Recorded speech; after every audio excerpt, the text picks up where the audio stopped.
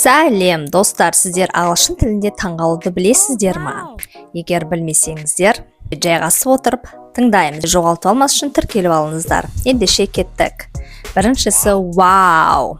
Егер сіз шынымен де қатты таңғалсаңыз, сізге ұнады, қандай да бір әдемі көрініс, қандай да бір әдемі киім немесе көрдіңіз, және сізге ол қатты шынымен де ұнады, сондай жағдайда сіз қолданасыз wow.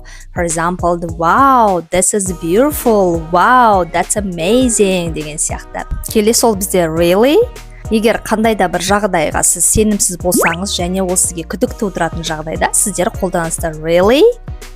Мысалы, шынымен ба деген сияқты қазақ тілінде. Мысалы, really? Are you sure? Шынымен ба? Сен сенімдісің ба? Or maybe you can say, really? I didn't know that. Шынымен ба? Мен бұны білмедім деген сияқты. Ал егер сіз үшін бір сенімсіз қандай да бір жағдай болса, сіз үшін бұл шок болатын жағдайда, сіз мысалы қолданасыз no way. For example, no way you met her?